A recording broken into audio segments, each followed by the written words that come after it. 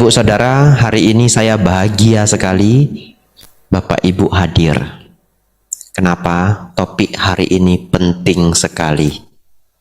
Jadi yang hadir hari ini, kalau berkonsentrasi dengar dengan baik, saya pikir akan memahami konsep bahawana dengan sangat baik. Sengaja judulnya dibuat keren-keren, supaya banyak yang mau dengar. Kadang sesungguhnya kalau saya diminta judul ceramah, saya agak males mikirnya. Kenapa begini? Karena judul ceramah itu bisa membuat saya sulit membahas apa yang kadang ada yang penting, tapi tidak sesuai topik. Begitu ya. Tapi kalau namanya ceramah di banyak daerah, pasti diminta judul. Begitu diminta judul, saya harus mikir begitu. Dan kelemahan judul itu adalah begitu sudah dibuat judul, itu kayak saya sudah dipagari apa yang mau dibahas. Tapi tidak apa-apa. Tetap harus dipikirkan judul yang menarik. Kenapa? Ini pengalaman dari video di YouTube. Saya lihat video di YouTube, kalau ketik Biku Abijato, tahu tidak video apa yang paling laris? Kisah pocong. Nah itu waduh, ternyata yang paling laris itu kisah pocong. Padahal sesungguhnya banyak video-video yang ceramahnya itu kalau didengarkan itu isinya bagus begitu, tentang kemarahan, tentang meditasi, tetapi yang paling laris yang tentang pocong. Nah, oleh karena itu hari ini dibuat juga judulnya yang luar biasa menarik ya, kebahagiaan tingkat tinggi. Tapi seberapa tinggi nanti kita lihat, ada videonya. Mudah-mudahan videonya nanti bisa diputar dengan jelas. Sebelum masuk ke video nanti, saya ingin ceritakan keadaan manusia. Ada dua penyakit yang kalau diderita, ini masuk kategori, terutama satu penyakit yang terakhir, masuk kategori penyakit paling menyedihkan di dunia. Bapak Ibu barangkali berpikir mungkin kanker, Bante. Nah, nanti coba kita lihat. Penyakit yang pertama disebut panic attack dalam bahasa Inggris, atau penyakit serangan panik. Mudah-mudahan di sini tidak ada yang kena, ya, yang online mudah-mudahan tidak ada yang kena. Apa sih penyakit serangan panik itu? Nah, saya ingin ajak teman-teman untuk membayangkan penyakit itu. Misalkan kita sedang naik mobil perjalanan ke puncak gunung. Di atas gunung itu ada resort, ada hotel. Bapak Ibu bayangkan. Dalam keadaan mau jalan-jalan ke sana. Mungkin yang pernah ke Medan bisa membayangkan Brastagi ya. Saya tidak tahu kalau di sini gunung ada Gunung Jantan ya. Tapi di atas Gunung Jantan nggak ada resort. Nah, Bapak Ibu bisa kemah sendiri. Nah, perjalanan ke sana kalau ke Brastagi di Medan itu sepanjang perjalanan itu sampingnya jurang. Yang kalau jatuh beneran di end. Beneran tamat. Tapi pemerintah baik. Pemerintah buat itu besi-besi penghalang. Nah, tapi walaupun sudah dibuat oleh pemerintah, ternyata ada rakyat yang nakal, besinya dijual kiloan gitu. Oleh karena itu banyak juga spot-spot, tempat-tempat yang tidak terhalang. Nah, bayangkan Bapak Ibu Saudara, Bapak Ibu ketika berkendara menjadi penumpang ataupun menjadi supir, tiba-tiba pada saat konsentrasi penuh sedang berkendara, tiba-tiba karena ada motor atau mobil yang tiba-tiba muncul, Bapak Ibu harus ngelak. Andaikan begitu ya, atau apapun kejadiannya, mungkin mobil di depan tiba-tiba berhenti, Bapak Ibu langsung banting setir. Dan sedikit lagi masuk jurang. Coba bayangkan pengalaman itu sedikit, gitu ya, sedikit lagi masuk jurang. Pernah nggak ngalami cengkraman hati seperti itu? Pernah ya, misalkan bawa mobil atau naik mobil kita supirnya, mobil dari depan tiba-tiba datang kencang sekali, sedikit lagi laga kambing. Ngerti ya? Itu jantungnya itu seperti dicengkram begitu. Itu pengalaman serangan panik. Tapi orang yang sakit serangan panik ini, perasaan jantung yang tercengkram itu muncul tiba-tiba tanpa ada sebab. Jadi dia lagi duduk begini, tidak ada angin, tidak ada hujan, tiba-tiba jantungnya itu seperti dicengkram. Lalu mereka harus cepat-cepat, biasanya mereka nutup mulutnya. Kenapa? Kenapa ditutup mulutnya? Tapi tidak semua. Karena sebentar lagi mereka akan panik luar biasa. Mereka akan tarik nafas dengan sangat cepat. Karena takut. Jadi mereka takut tubuh mereka menjadi hyperventilation atau oksigen yang berlebihan. Dan akhirnya akan membuat lebih kacau keadaan itu. Mereka tutup mulutnya agar pernafasan itu tidak terlalu kencang. Harus menunggu, ada yang 3 menit, ada yang 5 menit, ada yang 10 menit baru reda. Ada yang 1 jam. Padahal kalau kita hampir masuk jurang, hampir tabrakan, itu cuma 3-5 detik ya. Jantung yang tercengkram itu. Mereka yang terkena serangan panik, bahkan kadang masuk ke ruang ICU. Dan kadang mereka sendiri sudah tidak bisa membedakan itu serangan panik atau serangan jantung. Bahkan kadang ada yang merasa seperti sudah mati. Saya pikir itu mungkin lebih mengerikan dari mati. Itu serangan panik. Penyakit yang kedua, ini bisa dikategorikan penyakit paling menyedihkan di dunia. Ternyata bukan kanker. Penyakit paling menyedihkan di dunia adalah depresi akut.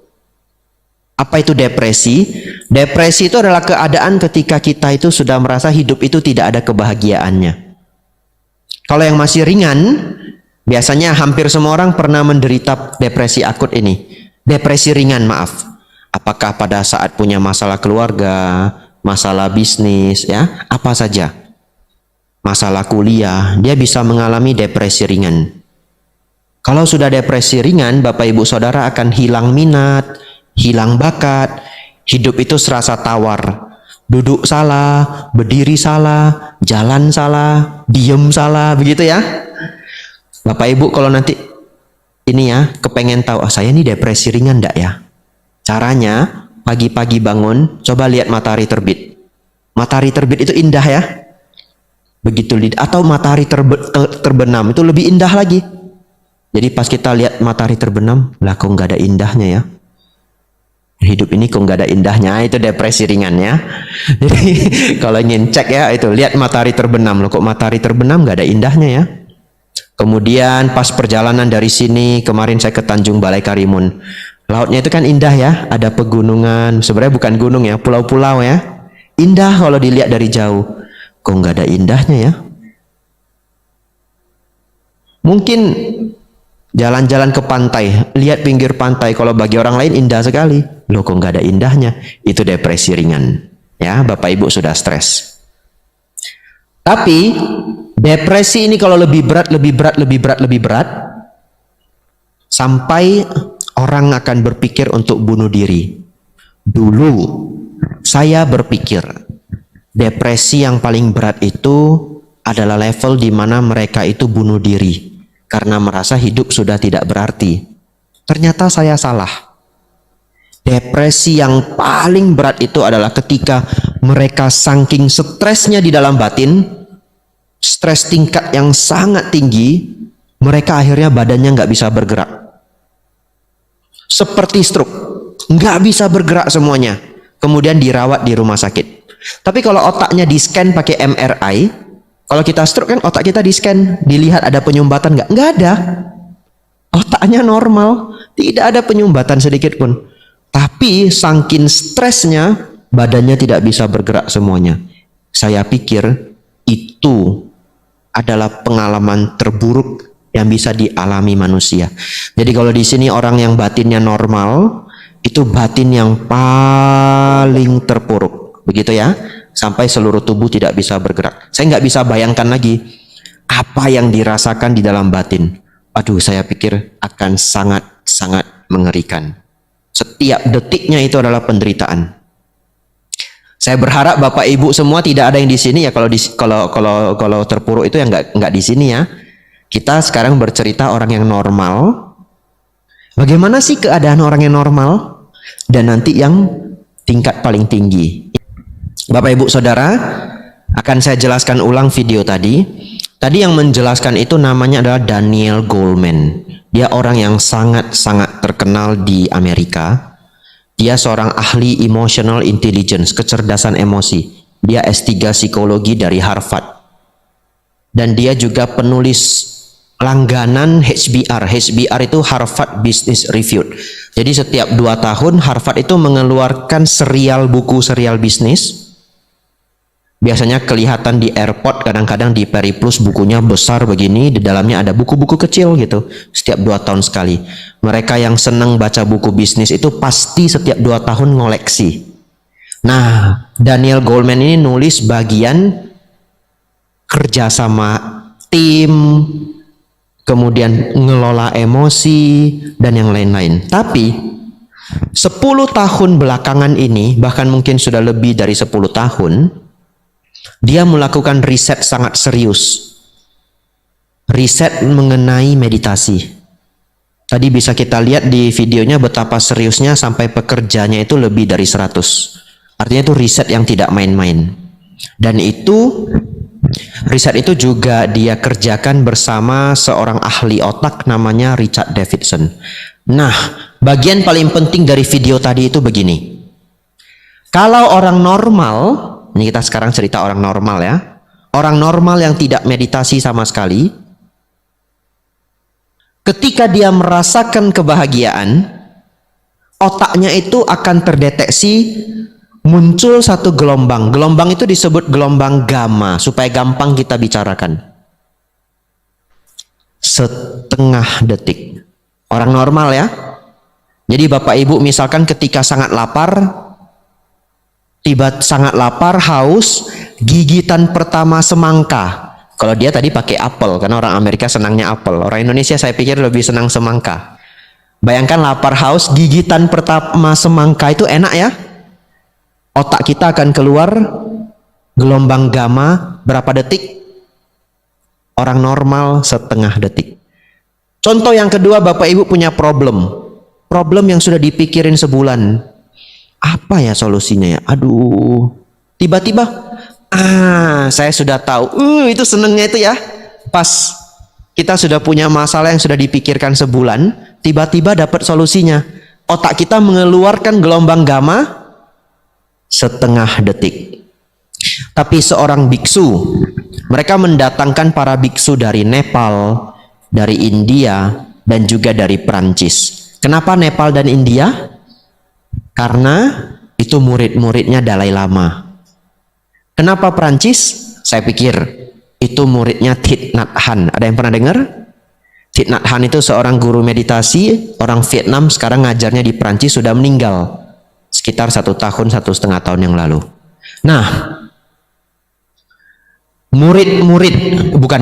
guru-guru meditasi dari Prancis, Nepal, India ini juga diberikan scan yang sama seperti di foto tadi, dipasang kabel-kabel. Kalau EEG itu elektromagnetik, persis kalau ibu hamil itu dicek untuk lihat anaknya. Saya pernah dicek, bukan karena saya hamil ya. Satu hari liver saya ini sakit sebelah sini. Kemarin sebelah sini saya sakit. Jadi kalau kemarin hadir SPD, lihat saya banyak gerak. Saya nahan sakit di sini sebenarnya. Nah, ini sudah saya taruh koyo. Tapi tadi pagi sudah hilang sakitnya. Ya, mungkin karena saya ngangkat koper kemarin, di sebelah kiri kopernya berat. Tidak apa-apa. Hari ini sudah hilang, sisa 15%. Nah, dulu saya pernah liver ini sakit, kemudian dicek pakai EEG itu. Jadi saya tahu, oh ini pengalaman ibu hamil. Ditaruh gel dulu, bener ya? Nah, ini belum pernah rasain ya? Nah, ini. Oh, karena batu ginjal. Nah, ini. Yang lain belum pernah merasakannya, tidak perlu juga. Nah, di scan dengan EEG, para biksu ini sudah bermeditasi lebih dari 62.000 jam. Itu berapa lama? Saya pernah hitung, tapi tidak tahu hitungnya benar apa salah. Nanti Romo boleh hitung lagi. Kalau 1 hari 6 jam meditasinya, itu adalah 40 tahun.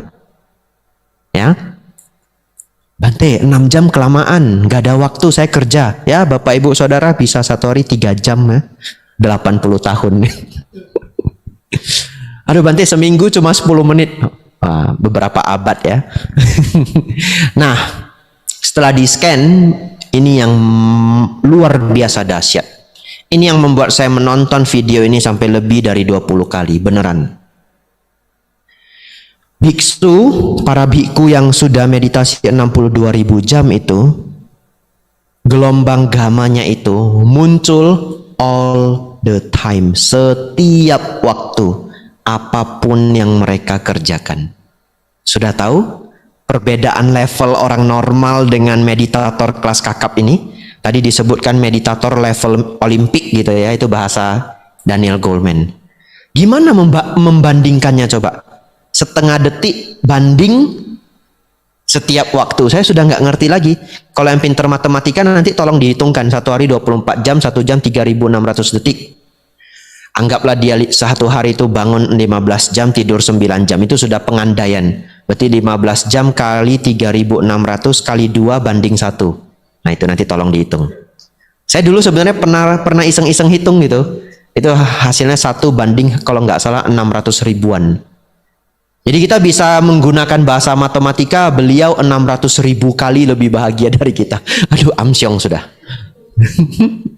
Sekarang Bapak Ibu sudah tahu kenapa Sang Buddha mengatakan seseorang yang mencapai samadhi, mencapai kebahagiaan tingkat tinggi. Belum selesai sampai di sana Bapak Ibu. Para bhante ini diminta untuk meditasi metta. Kenapa meditasi metta? Karena meditasi metta itu ada di setiap aliran. Theravada ada, Mahayana ada, Tibetan ada. Para bhante itu meditasi metta. Dengan teknik mereka masing-masing. Setiap aliran mungkin punya teknik yang berbeda-beda. Tapi apa yang terjadi? Tingkat gelombang gamma itu naik lagi 700 sampai 800%. Artinya sudah tadi maha bahagia, sekarang kita tambah lagi 7 sampai 8 kali lipat amsyong sudah. Sudah tahu bedanya orang yang meditasi dengan yang tidak meditasi? Itulah perbedaannya. Tapi Bante, 62.000 jam aduh nggak sanggup. Sesungguhnya kalau yang hadir kemarin saya ada bahas bagian otak yang membuat kita itu naik. Kalau ketika naik pitam, ketika ngamuk kita tidak bisa berpikir, bagian otak itu namanya amigdala, bagian tengah kecil ya, sekecil ini 1 ruas jari. Ternyata dari hasil riset, kalau seseorang melakukan meditasi 10.000 jam, bagian amigdalanya sudah menjadi sangat pasif.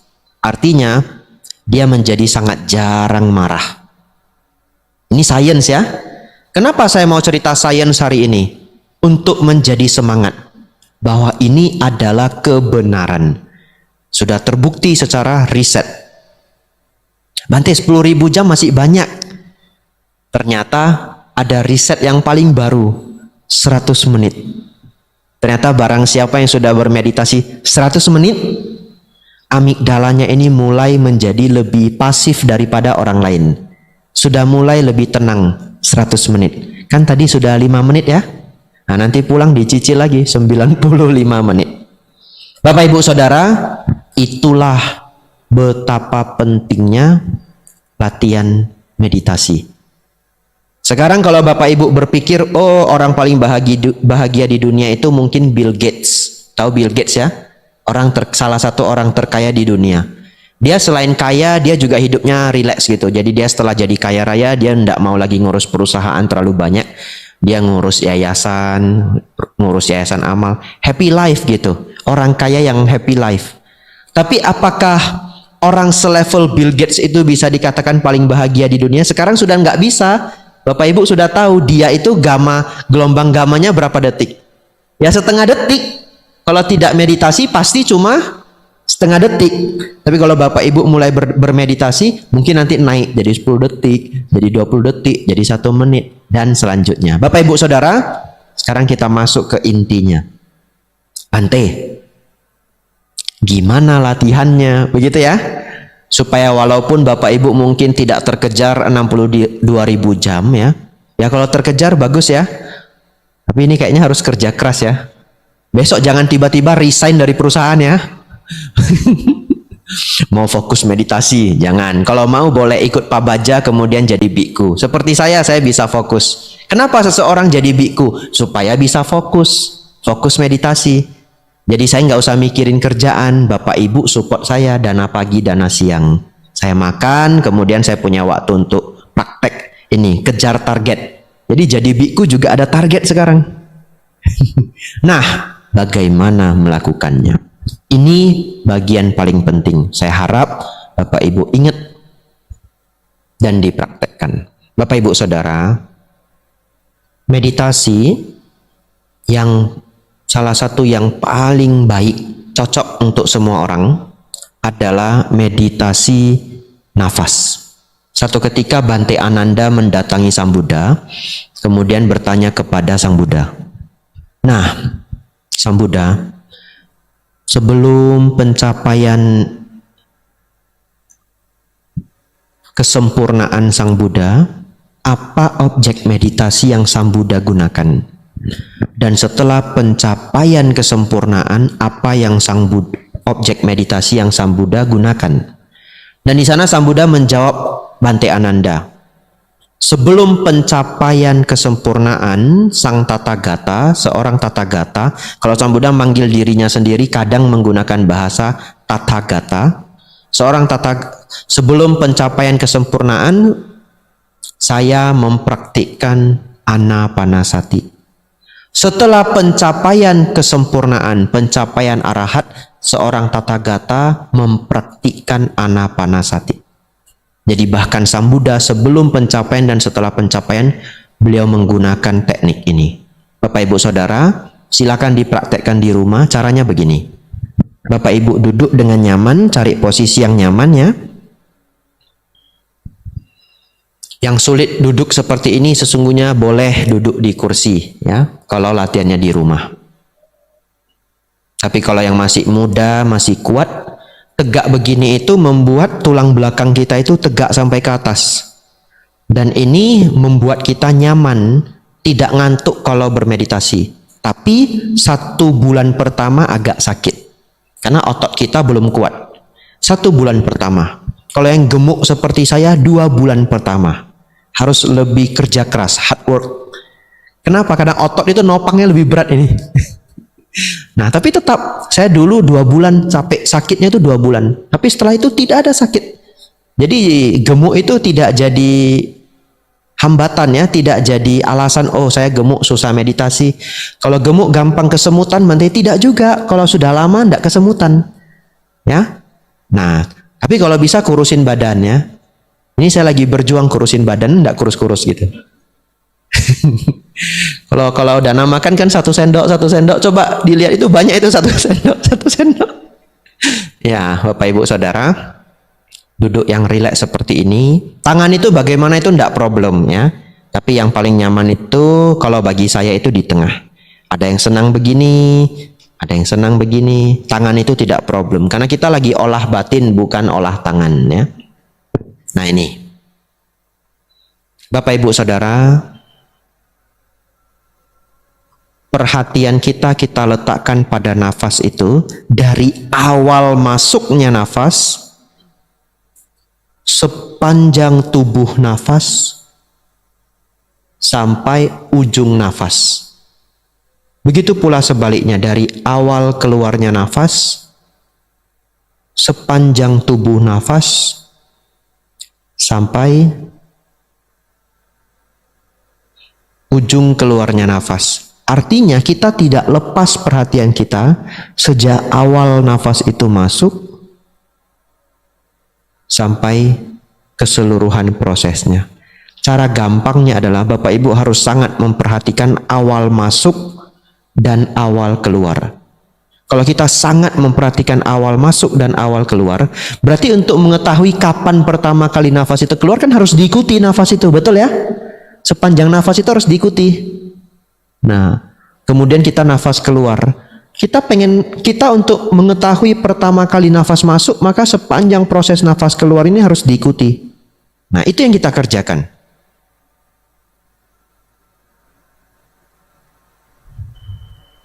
Kalau kerjanya benar, maka 2 hal dalam pikiran kita akan melemah.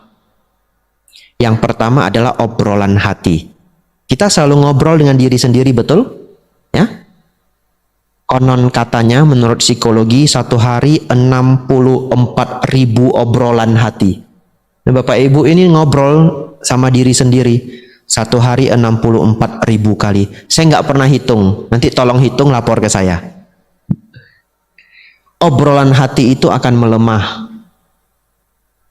Kemudian kalau kita menutup mata, kita bisa membayangkan, betul? Nah, coba kalau saya tutup mata, coba bayangkan pelabuhan. Bisa. Itu disebut gambaran pikiran. Ya, gambaran pikiran ini juga akan melemah.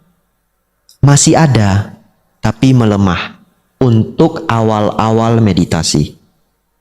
Jadi kita ikuti nafas masuk, nafas keluar. Dan perhatikan, setiap kali obrolan hati itu muncul, atau gambaran pikiran itu muncul, berarti Bapak Ibu sedang tidak memperhatikan nafas. Betul? Karena perhatian itu cuma bisa satu tempat. Ya? Jadi kalau bayangkan ini adalah nafas, kalau kita sedang melihat nafas, nggak melihat yang lain. Tapi kalau muncul obrolan hati, kita perhatikan, berarti kita keluar atau perhatian kita itu kabur gitu. Tidak ada di nafas. Ini poin sangat penting. Kalau perhatian itu akhirnya pergi ke obrolan hati atau gambaran pikiran Bapak Ibu, tidak boleh kesal. Ini sangat penting. Karena ada orang yang meditasi dia jadi kesal. Lah kok nggak bisa konsentrasi?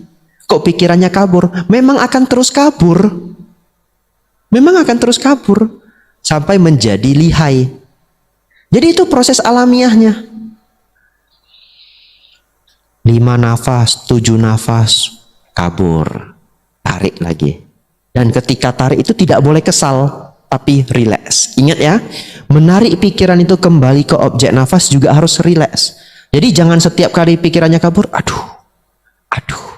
Meditasinya sulit maju. Karena muncul kekesalan. Ya. Melihat nafas masuk, nafas 7 nafas, 8 nafas, kabur. Tarik lagi. Tapi Bapak Ibu praktek setiap hari. Katakanlah sehari setengah jam atau 1 jam. Setelah 3-4 bulan, umumnya maju jadi 12 nafas. Ketenangan itu muncul dalam 12 nafas, kabur. Dipraktekkan terus menjadi 20 nafas.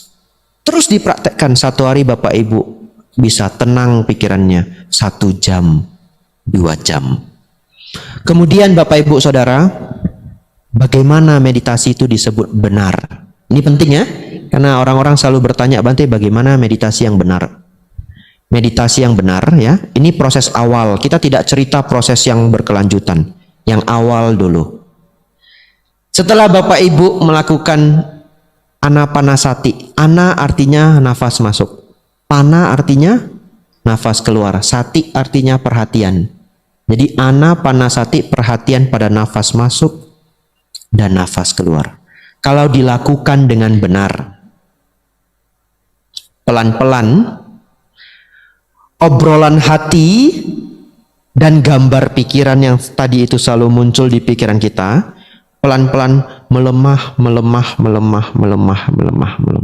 1 hari lenyap. 1 hari lenyap. Ya. Dan ketika obrolan hati dan gambaran pikiran itu melemah, otomatis, ini dihafal, otomatis batin Bapak Ibu muncul kebahagiaan luar biasa. Tidak pernah Bapak Ibu saudara-saudari alami. Itu nggak bisa dibeli pakai uang. Sekaya apapun tapi tidak pernah berlatih, mohon maaf, tidak pernah merasakannya. Ya, ketika obrolan hati dan gambaran pikiran itu melemah, batin itu muncul kebahagiaan secara alamiahnya. Tapi diingat, ketika Bapak Ibu bermeditasi, jangan mengharapkan kebahagiaan itu muncul. Kenapa? Kalau diharapkan berarti Bapak Ibu ngobrol sama diri sendiri. Betul ya? Bahagianya muncul enggak? Aduh, masih ngobrol. Gitu ya? Meditasi, bahagianya muncul enggak? Jangan. Biarkan saja secara alamiah. Tetap melihat nafas masuk dan nafas keluar. Satu hari meditasi itu akan muncul dengan sendirinya. Dan Bapak Ibu mungkin terkejut. Ya, nanti yang mengalami boleh lapor ke saya. Bante, saya terkejut sekali. Benar-benar sangat bahagia, Bante. Nah itu, saya mau Pak Baja mau ikut Bante ke Mendut saja. Nah itu nanti yang terjadi itu. Ini serius ini. Nah, satu ketika melemah obrolan hati dan gambaran pikiran itu, batin Bapak Ibu satu ketika akan menjadi diam. Tidak ada obrolan hati sedikit pun. Selamat Bapak Ibu masuk ke tahap yang disebut diamnya para suciwan. Diamnya para suciwan. Dan kalau Bapak Ibu mencapai tingkat itu, percaya saya Bapak Ibu, semua yang ada di dunia ini membosankan. Mulai hari itu Bapak Ibu diajak jalan-jalan, enggak apa-apa, saya di rumah saja. Begitu. Kenapa menutup mata saja happy? Begitu ya. Tutup mata saja muncul kebahagiaan luar biasa. Itu samadhi yang benar, meditasi yang benar. Nah itu prosesnya. Saya ceritakan sampai di sana saja. Nanti berkelanjutan lebih jauh lagi. Tapi kalau prosesnya benar sampai di sana, sisanya kalau kita nggak tahu teorinya juga sudah benar semuanya. Ngerti maksudnya ya? Karena itu sesungguhnya adalah sesuatu yang alamiah terjadi ketika kita menenangkan seluruh keadaan batin yang tidak tenang. Nah, itulah yang disebut meditasi nafas. Bapak Ibu Saudara, silahkan Bapak Ibu di rumah latihanlah. Dimulai dari 10 menit per hari. Ya. 10 menit per hari. Nanti pelan-pelan kalau sudah senang itu meningkat sendiri. 10 menit sehari pun itu sudah luar biasa. Karena kan tadi ngejar target yang pertama 100 menit ya. Setelah 100 menit target kedua apa? 10.000 jam begitu ya. Nah, barangkali nanti ada yang mau jadi pabajita bisa ngejar 62.000 jam. Nah 10 menit di rumah. Cari keadaan di mana kita itu paling tidak ngantuk. Jangan sudah 10 menit, 15 menit meditasi per hari, cari pula waktu yang paling ngantuk. Nah itu namanya menahan ngantuk, bukan meditasi.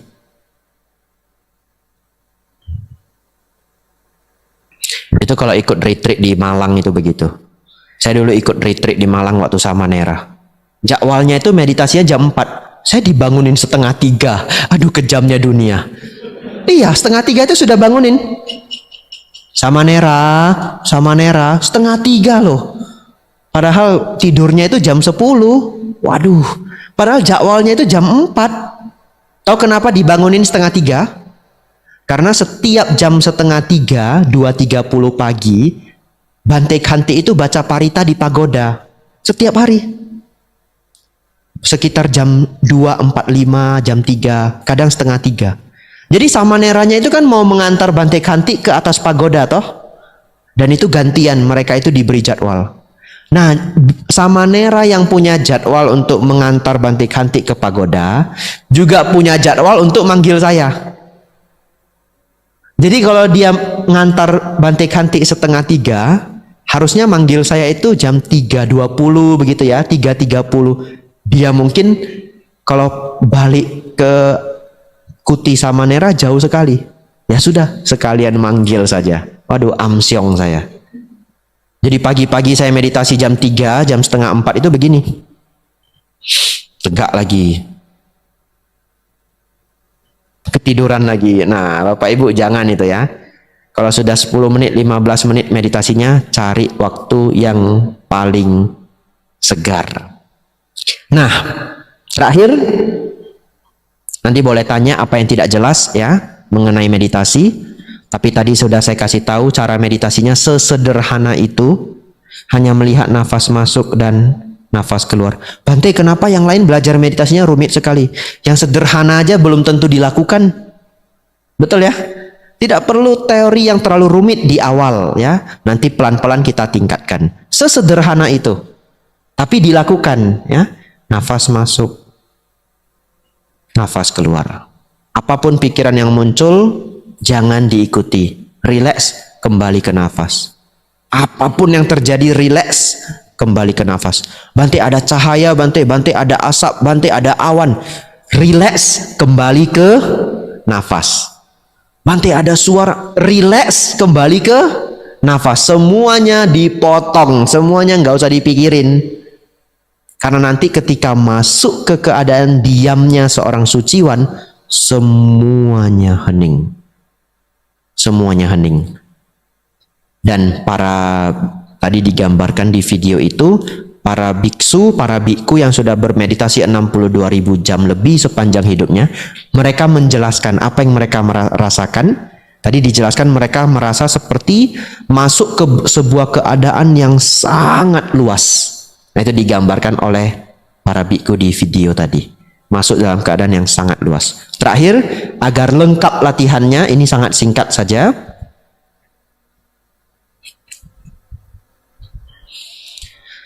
Yang ingin berlatih secara lengkap, setiap keluar dari meditasi, apakah yang 10 menit tadi, 15 menit tadi, sembari direnungkan bahwa pancakanda itu anicca, dukkha, dan anatta. Ya, apa maksudnya? Pancakanda itu artinya tubuh dan batin.